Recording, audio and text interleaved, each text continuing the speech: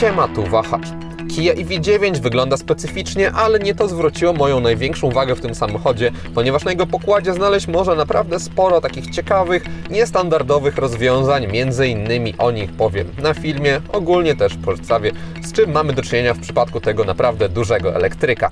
Konkretnie mam tutaj na myśli bogatszą odmianę GT Line z usportowionym pakietem stylistycznym, ale również wyposażoną w aranżację wnętrza lounge z 6 miejscami, co pokażę niedługo, bo zacząć wypada od wspominanego nadwozia, w przypadku którego Koreańczycy mocno zaszaleli. Kia już od jakiegoś czasu nie stara się projektować swoich samochodów zachowawczo, czego przykładem jest chociażby elektryczne EV6, czy występujące też jako hybryda Niro, ale te dwa modele wciąż przegrywają moim zdaniem z tym, co producent przygotował tutaj i nie jestem, przyznam, zwolennikiem efektu końcowego.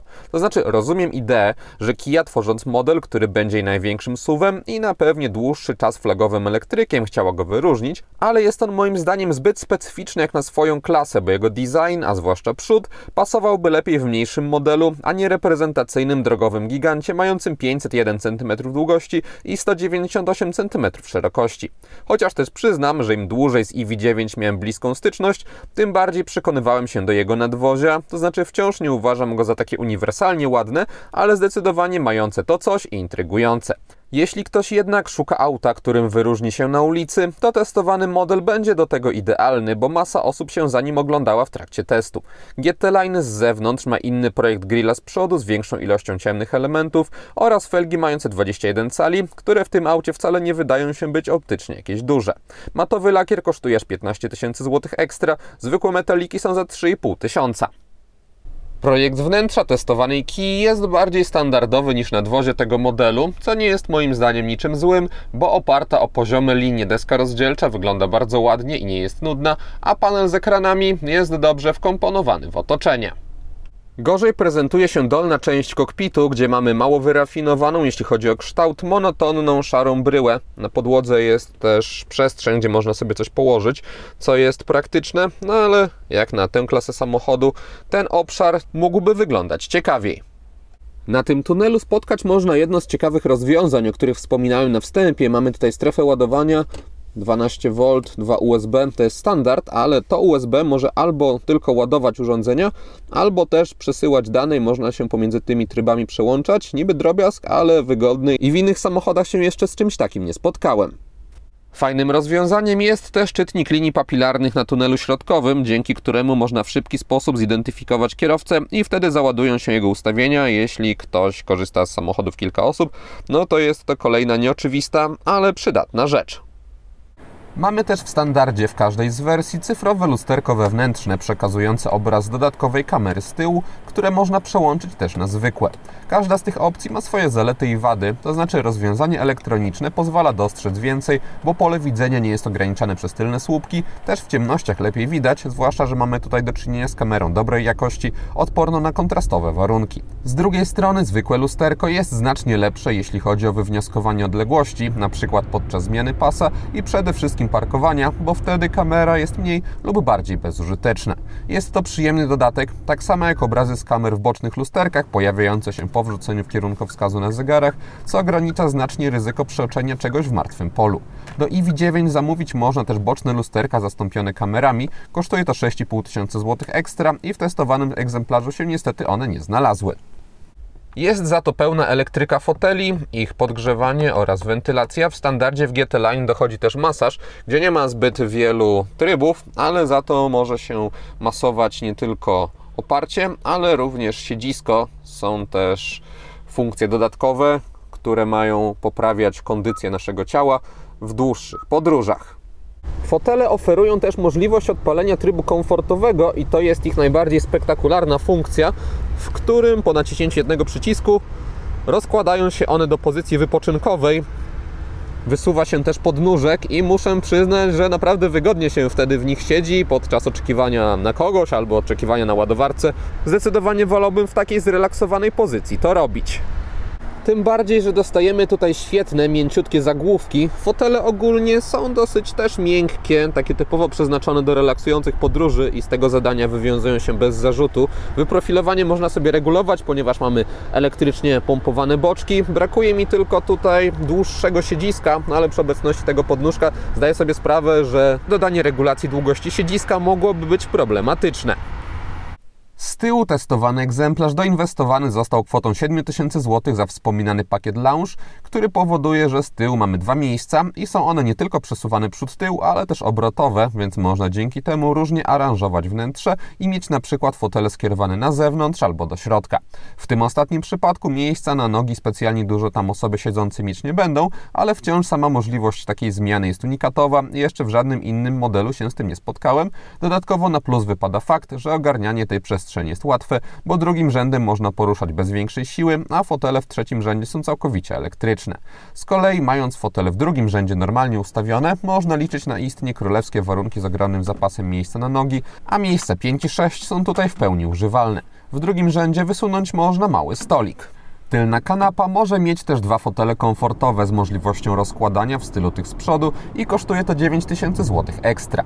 Te dodatki wraz z lusterkami i panoramicznym dachem za 7000 zł są jedynymi, które można zamówić do bogatszej odmiany GT Line, ponieważ poza tym wersja ta oferuje wszystko w standardzie i mówimy już tutaj o kompletnym wyposażeniu, bo poza tym co pokazałem mamy też chociażby wyświetlacz head-up bezpośrednio na przedniej szybie, kamerę 360 stopni, aktywny tempomat, elektrycznie regulowaną kierownicę, matrycowe światło LED, automatyczne parkowanie czy 14-głośnikowe audio Meridian. Bazowa wersja Earth jest tańsza od GT Line o 25 000 zł, ale tam też dostaje się wystarczający poziom wyposażenia, gdzie niczego realnie do przyjemnej jazdy nie brakuje, a GT Line to jest wersja mająca uczynić z EV9 po prostu fajniejszy samochód. Podobna różnica w cenniku, jak pomiędzy półkami wyposażeniowymi, występuje w przypadku układów napędowych, bo one też są dwa i do droższego dopłacić trzeba 20 000 zł. Dostaje się wtedy jednak dużo, bo zamiast napędu na tył mamy na 4 koła, a moc rośnie z 203 do aż 384 koni mechanicznych. Akumulatory mają stałą pojemność 99,8 kWh. Biorąc pod uwagę różnice cenowe, to operując już i tak na pułapie ponad 300 000 zł, zdecydowanie dopłaciłbym do mocniejszego silnika. Do GT Line, które jest zarezerwowane tylko dla większej mocy, zresztą chyba też, bo procentowo dopłata nie jest jakaś ogromna, a gdybym wydał tyle kasy na skromniejsze Earth, to pewnie w końcu zacząłbym tego żałować. Decydując się na EV9 na wypasie, można mieć je też za 4909 zł netto miesięcznie w leasingu operacyjnym przygotowanym przez partnera Wahacz TV, firmę Carlis Polska. Taką ratę uzyskać można przy 20% wpłacie własnej, 4-letnim okresie leasingu oraz 30% wykupie końcowym. Dodatkowo dla widzów kanału przygotowany jest bonus w postaci darmowego dostarczenia wybranego, dowolnego z całej oferty, samochodu pod wskazany adres. Aby mieć taką możliwość, wystarczy wpisać w uwagach do zamówienia na stronie kod Wahacz Free. Link do EV9 wraz z kodem do skopiowania umieściłem w opisie filmu. Kia EV9 to nie tylko duży, ale też bardzo ciężki samochód, ponieważ masa własna testowanej wersji to aż 2573 kg.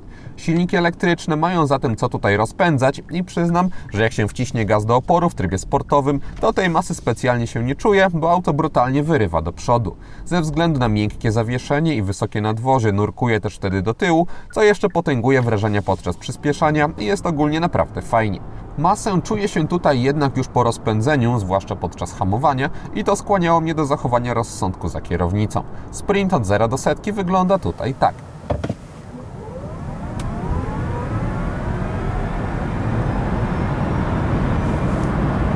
A tak od 90 do 140 km na godzinę.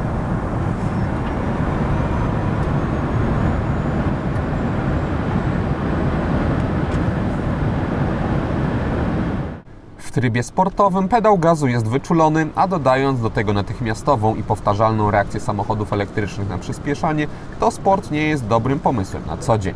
W trybie normalnym jest już lepiej, bo auto wciąż jest zrywne i przyspiesza z dużą łatwością, ale jednak nie jest tak ostre i można podróżować płynnie bez specjalnego pilnowania się, bo dopiero po trochę mocniejszym wciśnięciu gazu pojawiają się konkretne reakcje, a lekko muskając pedał już nie. Jeśli dla kogoś EV9 byłoby jednak wciąż zbyt narowiste, to na Eko można uzyskać odczucia jak we w miarę mocnym samochodzie spalinowym, gdzie wciąż reakcja na gaz jest sprawna, ale wyraźnie przetemperowana, więc każdy znajdzie tutaj coś dla siebie. W każdym razie, bez względu na ustawienia, samochód ten zapewnia w mocniejszej wersji bardziej niż wystarczające osiągi bez względu na rodzaj drogi. Testowana Kia oferuje kilka poziomów rekuperacji energii zmienianych łopatkami przy kierownicy, gdzie po puszczeniu gazu samochód zaczyna wytracać prędkość i jest też możliwość odpalenia trybu jednego pedału z samochodem zatrzymującym się do zera. Jeśli chodzi o ładowanie, to EV9 wspiera szybki standard CCS i prąd stały i wtedy wyciągnąć można moc do 350 kW, czyli katalogowo od 10 do 80% można się naładować w 24 minuty. Mówię katalogowo, bo w Polsce tak mocne ładowarki trudno jest znaleźć, ale na 140 kW samochód przyjmował maksymalną jej moc i od 30 do 80% ładował się w 25 minut. Można też testowaną Kię ładować prądem zmiennym przez kabel typu drugiego z mocą do 10,5 kW, ale biorąc pod uwagę jej ogromne akumulatory, trzeba się liczyć z ładowaniem z grubsza przez cały dzień albo noc. Z domowego gniazdka producent nawet nie podaje wartości i w sumie dobrze, bo mówilibyśmy tutaj o dniach, a nie godzinach. Samochód wyposażony jest też w możliwość udostępniania energii, którą można wykorzystać do zasilania jakichś bardziej wymagających urządzeń z gniazdkiem 230V albo nawet do ładowania innych elektryków. Ustawienia związane z trybem elektrycznym zmieniać można w rozbudowanym menu w systemie inforozrywki. Jeśli chodzi o zapotrzebowanie na energię samego EV9, to w mieście przy temperaturach na lekkim plusie uzyskiwałem zużycie około 23 kWh na 100 km. Na zwykłych drogach poza miastem samochód potrzebował podobnych wartości, a na ekspresówkach mniej więcej 32 kWh. Trzeba tutaj zatem brać poprawkę, z jak dużym, ciężkim i mocnym samochodem mamy do czynienia i że wypada traktować go jak odpowiednik jakiegoś spalinowca z pojemnym silnikiem benzynowym pod maską. Wciąż jednak fakt zostaje, że zużycie energii przy wyższych prędkościach jest pokaźne i jeśli ktoś chce je minimalizować, to może spróbować ze słabszą wersją, gdzie silnik będzie pewnie mniej łapczywy na energię. Ewentualnie nie wybrać GT Line, gdzie jednostka elektryczna jest jeszcze lekko wzmocniona i ma o 100 Nm większy moment obrotowy niż w Earth. Zasięg przy jeździe w warunkach mieszanych wynosił mi w okolicach 400 km, a podróżując tylko w mieście albo w lecie przy wyższych temperaturach bardziej można dobić do katalogowych 500 km. Jeśli chodzi o preferowany styl podróży EV9, to zdecydowanie ten samochód został stworzony do płynnej, wygodnej jazdy z okazjonalnym tylko przyspieszaniem.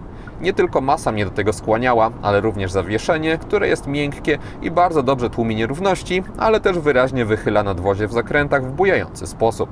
Układ kierowniczy jest do tego dostosowany, bo jest on mocno wygładzony i na ustawieniach sportowych zwiększa się trochę opór stawiany przez kierownicę, ale wciąż jest on niewielki i ogólny defensywny charakter zostaje. Jest to auto, któremu po prostu nadaje się kierunek i ono płynnie sunie do przodu. Do takich relaksujących podróży z okazjonalnymi przerwami na brutalne przyspieszanie EV9 nadaje się świetnie.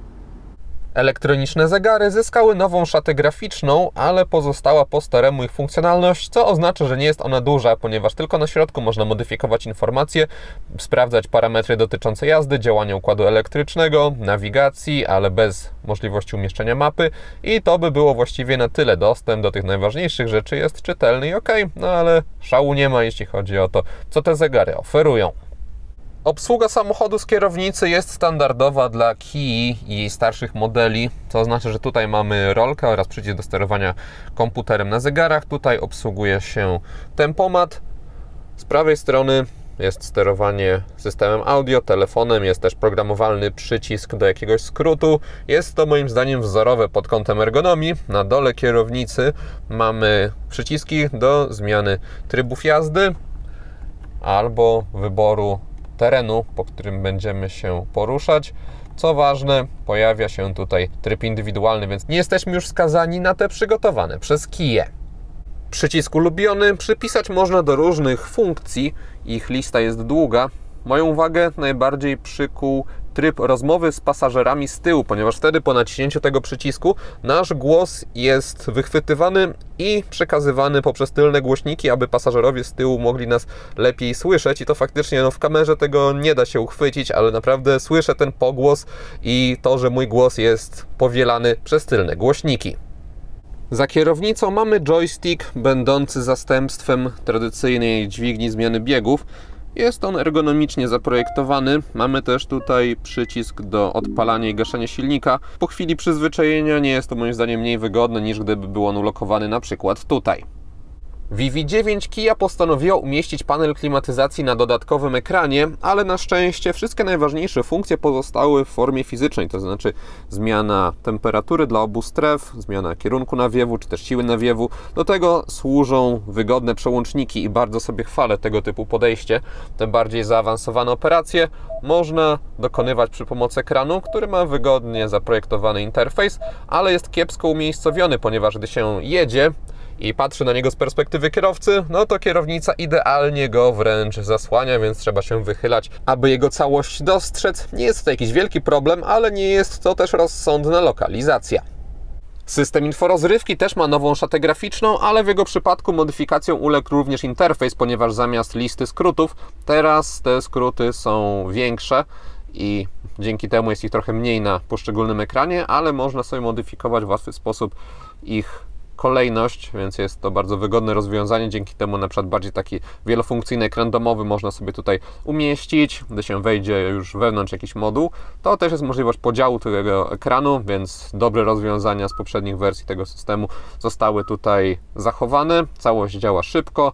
Mamy wysokiej jakości wyświetlacz, też bardzo dobrą reakcję na dotyk, ustawienia zostały po staremu, to znaczy mamy tutaj klasyczne listy. Dzięki panoramiczności ekranu menu nadrzędne wyświetla się w wygodny sposób. Z lewej strony jest bezprzewodowa integracja ze smartfonami, więc tak jak już poprzednio, ten system był bardzo udany. Tak teraz jest on jeszcze lepszy. Lusterka boczne EV9 ma duże, tak samo jak frontową szybę, która nie opada specjalnie. Mamy też tutaj krótkie podszybie oraz poziomo poprowadzoną maskę, która jest bardzo dobrze widoczna z perspektywy kierowcy. Boczne szyby to kontynuacja dużych gabarytów. Tak samo sytuacja wygląda z tyłu, nie mamy tam masywnego słupka, a tylna szyba jest duża, pionowo poprowadzona, kończy się jak na tak duże auto dosyć nisko. Kamery w systemie 360 stopni oferują dobrą jakość, a także różne widoki poza takim standardowym. Jest taki pokazujący, jakbyśmy dojeżdżali do ściany odległość, można się skupić na bocznych nadkolach, może być pełnoekranowo jeden widok. Jest także możliwość odpalenia widoku 360 stopni, który wiadomo jest specyficzny i nie zawsze się przydaje, no ale tak perspektywa jest tutaj kontrolowana całkiem przyzwoicie najbliższego otoczenia, więc może ktoś z tego skorzysta. Biorąc pod uwagę, że jest to dodatek, to jego obecność wypada tylko pochwalić. Kamera tylna w domyślnym widoku niestety zbyt rozciąga obiekty znajdujące się po bokach, przez co zdają się być one bliżej niż w rzeczywistości. W EV9 dostaje się czujniki parkowania, które wzorem modeli z segmentu premium oferują bardzo precyzyjne i płynne prezentowanie tego, gdzie znajdują się przeszkody. Kształty nadwozia generalnie ułatwiają manewrowanie tym samochodem, ale sprawę wyraźnie komplikują jego rozmiary, bo jest to po prostu drogowy czołg, dla którego wiele ulic czy parkingów w naszych miastach nie było projektowane. Tak samo wysoko pozycja za kierownicą z jednej strony poprawia widoczność, ale z drugiej napompowana i też wysoka maska sprawia, że wjeżdżając gdzieś przodem, niższych przeszkód czy nawet fragmentów niektórych aut praktycznie nie widać. Do tego dochodzi tutaj spory promień skrętu, więc myśląc o EV9 trzeba brać poprawkę, jak duży jest to samochód i jakie problemy z tego mogą wynikać. Kierownica przy niskich prędkościach pracuje za to całkiem lekko, co ułatwia manewrowanie. Górne części deski rozdzielczej oraz drzwi w EV9 wykonane zostały z miękkiego, wysokiej jakości tworzywa. Przyjemnie prezentuje się ta materiałowa wstawka. Poniżej są kolejne wstawki, które mają przyjemną dla oka fakturę. Na drzwiach spotkać można odpowiednio miękki podłokietnik. Niższe części kokpitu są twarde, o nich już mówiłem, mogłyby ciekawiej wyglądać. Na tunelu środkowym mamy skórzany podłokietnik. To wszystko tutaj jest odpowiednio działające i też odpowiednio wykonane, więc ogólnie jakość stoi tutaj na naprawdę wysokim poziomie, ale względem konkurencji z segmentu premium na tej półce cenowej nie czuje się też tutaj takiego luksusu, a po prostu bardzo dobrze wykonany samochód. Pilot obsługujący system dostępu bezkluczykowego w EV9 jest lekki, ale jest on też duży, zupełnie moim zdaniem niepotrzebnie taki duży. Pod kątem wykonania mamy po bokach srebrne elementy, też tam ulokowane zostały przyciski. Na froncie i z tyłu jest za to taki chropowaty biały materiał, który trudno jest mi przyrównać do czegoś, jest bardzo specyficzny, ale też estetycznie się prezentuje, no i nie powinien też łapać zarysowań. Testowana Kia może pochwalić się dużą ilością świetlnych, dekoracyjnych elementów. Znaleźć je można na drzwiach, na desce rozdzielczej, a także na tunelu środkowym. Jest możliwość dostrajania intensywności świecenia, jak również kolorystyki. Mogą być albo kombinacje przygotowane przez producenta, wielobarwne, albo można sobie samemu wybierać kolory górnej i dolnej części, albo można jednokolorową sobie ustawić tą dekoracyjną strefę. Przyciski, przełączniki podświetlone są na biało, to też nic nie można zmieniać. Co ciekawe, logo Kii też jest podświetlone. W innych samochodach jeszcze się z czymś takim nie spotkałem i taka kombinacja kolorystyczna jest bardzo fajna, ponieważ przez to, że te dekoracyjne elementy może nie są jakieś bardzo takie ostre, wyraziste, ale jest ich dużo, więc nie jest tutaj nudno i bardzo gustownie zostały umieszczone, a ta biel dobrze komponuje się z dowolną barwą, którą się wybierze w menu. Przednie światła w EV9 mają specyficzny kształt przez swoją pionowość, ale efekt po zmroku jest moim zdaniem udany, w czym duża jest zasługa części świateł złożonych z drobnych kwadratów, co wygląda bardzo dobrze. W bocznych lusterkach, tak jak wszędzie z przodu, występują diody. Z tyłu w lampach konstruktorzy Kii zastosowali kształt nawiązujący do segmentów do jazdy dziennej z przodu, przez co efekt jest spójny, tym razem więcej drobnych detali zyskały kierunkowskazy. Mnie styl oświetlenia EV9 się spodobał i pasuje on do projektu nadwozia tego samochodu. Zadaniem matrycowych świateł LED jest takie pionowe wycinanie fragmentów wiązki, aby nie oślepiać innych kierowców, a zarazem maksymalizować doświetlanie reszty drogi. Światła oferują całkiem dobrą precyzję z wyraźnym odcinaniem stref jasnych od ciemnych, a także dużą moc świecenia. Gdy jechałem za kimś i mijałem inne pojazdy, to światła bezbłędnie wygaszały lewy fragment, chociaż też nie wiem czemu, czasami gasł też wtedy na chwilę prawy, no ale nie jest to problem. Problemem jest za to zachowanie LEDów, gdy przede mną była pusta droga, na której pojawiał się inny pojazd, ponieważ nawet na umiarkowanie długich prostych komputer zbyt często spóźniał się z wygaszaniem środka i to czasami w stopniu, kiedy sam musiałem wyłączać drogowe, bo widziałem, że dystans się robi niewielki, a Kia beztrosko wali długimi. Nieraz z kolei wszystko było ok i tunel świetlny tworzony był sprawnie, ale biorąc pod uwagę tą nieregularność, matrycowym LEDom w EV9 nie mógłbym zaufać, a ciągły nadzór nad nimi i zastanawianie się, co zrobią, jest męczący, więc tej funkcji występującej tylko w GT Line nie traktowałbym jako atutu droższej wersji. Bagażnik testowanej Kii przy wszystkich miejscach rozłożonych ma 333 litry pojemności. Dostajemy tutaj niezbyt wysoki, jak na takie auto, próg załadunkowy, duży otwór, a także regularne kształty. Przy złożonym trzecim rzędzie dostaje się 828 litrów pojemności i płaską podłogę. Na lewej ściance z praktycznych dodatków jest gniazdo 12V oraz przycisk do awaryjnego od wewnątrz otwierania klapy bagażnika. Z prawej strony mamy 230V, sterowanie fotelami. Pod podłogą znajdują się jeszcze płytkie schowki. Maksymalne zdolności ładunkowe samochodu to 2393 litry i płaska podłoga, chociaż trzeba brać poprawkę, że pomiędzy tymi kapitańskimi fotelami będzie luka. Dodatkowy bagażnik obecny jest również z przodu. W testowanej wersji ma pojemność 52 litrów, a w wariancie z tylnym napędem 90 litrów. Podsumowując, Kia w przypadku EV9 naprawdę się postarała, bo jest to dopracowany i nowoczesny pod kątem technologicznym samochód, w którym znaleźć można różne zmyślne rozwiązania, a też co istotne, nie ma tutaj przesadnego silenia się na nowoczesność w postaci jakichś płytek dotykowych czy innych rzeczy pogarszających ergonomię, tylko pod tym kątem jest porcja klasyki tak jak trzeba. Cena samochodu jest wysoka, ale biorąc pod uwagę to, ile kosztują konkurenci, a także jakie wyposażenie i układ elektryczny dostaje się w EV9, to jak na elektryczne realia mamy tutaj do czynienia z naprawdę konkurencyjną propozycją, jeśli ktoś poszukuje tak duże auto na prąd. Rozmiar też warto brać pod uwagę, myśląc ogólnie o autach tego typu, bo w wielu miejscach manewrowanie takim gigantem jest po prostu uciążliwe i wymaga więcej uwagi. I to wszystko, co przygotowałem o EV9. Dziękuję za uwagę i mam nadzieję, że i test się podobał. Jeśli tak było, zachęcam do dania temu filmowi łapki w górę. Będzie mi z tego powodu bardzo miło. Zainteresowanym przypominam o Carlis Polska ich ofercie, a jeśli ktoś nie ma, to zapraszam również do subskrypcji kanału, ponieważ kolejne materiały na Wahacz TV pojawią się już wkrótce. Na razie!